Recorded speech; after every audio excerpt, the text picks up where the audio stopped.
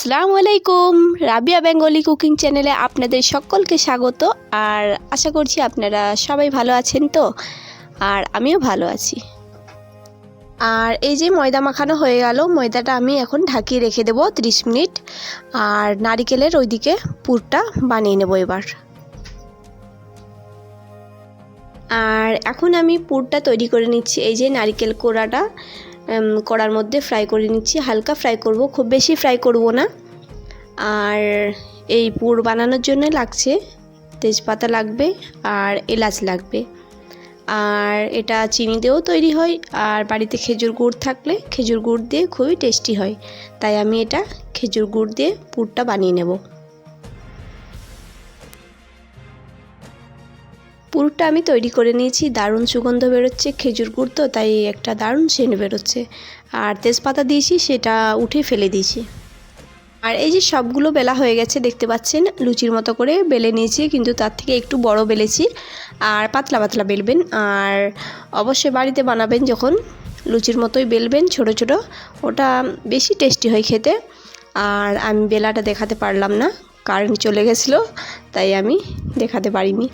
আর এই যে দেখতে পাচ্ছেন কেমন বেলেছি। এখন আমি আপনাদেরকে দেখাচ্ছি কিভাবে সমোসাটা আমি তৈরি করছি। তাহলে চলুন দেখুন কিভাবে করছি। আর সমোসা করতে গেলে অবশ্যই একটু বেশি পুর লাগে, কম পুর দিলে একদমই ভালো লাগবে না খেতে আপনাদেরকে, তাই সমোসা করতে গেলে একটু বেশি পুর দেবেন। আর এই যে পুর আমি ভেতরে দিয়ে দিয়েছি, একটু বেশি করে দিয়েছি। তারপর একটু হাতে তেল নেবেন, দিয়ে সাইডগুলো এরকম করে মুড়ে মুড়ে দেবেন। আর আমি কিভাবে মুড়ছি তাহলে আপনারা দেখুন পুরো ভিডিওটা লাস্ট অবধি।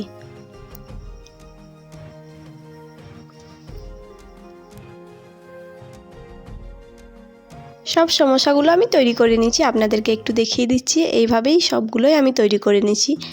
আর এই সমোসা মোড়ার ডিজাইন অনেক রকম হয়, কিন্তু আমি এখন তাড়াতাড়ি করব বলে একরকমই সব মুড়ে নিয়েছি।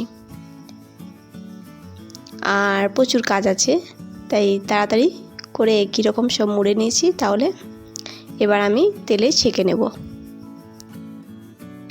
আর এই যে কড়াতে তেল দিয়ে দিছি, তেল গরম হয়ে গেছে। এবার আমি সমোসাগুলো একটা একটা করে ছেঁকে নেব। আর সমোসাগুলো ছাকার সময় গ্যাসটা লো হাই ফ্লেমে করতে হবে। একবার করে লো করবেন, একবার করে হাই করবেন, কেননা তাতে খুব ভালো ছাকাটা হয়। এইভাবে আমি একটা একটা সব সমোসাগুলো ছেঁকে নেব। তাহলে আমার ভিডিওটা পুরো আপনারা লাস্ট অবধি দেখবেন। আর আমার চ্যানেলে যদি নতুন এসে থাকেন তাহলে চ্যানেলটাকে গিয়ে সাবস্ক্রাইব করুন। আর আমাকে সবাই বেশি বেশি করে সাপোর্ট করুন, আমার চ্যানেল যেন এগিয়ে যায়। সবাই সাপোর্ট করুন বেশি বেশি করে। এইভাবে আমি ছেঁকে নেব সমোসাগুলো সব সমোসাগুলো আমি ছেঁকে নিয়েছি। এবার আপনাদেরকে দেখাচ্ছি কেমন হলো, অবশ্যই কমেন্ট বক্সে জানাবেন। আর এই রেসিপিটা আপনারা বাড়িতে তৈরি করে খাবেন আর বলবেন আমাকে।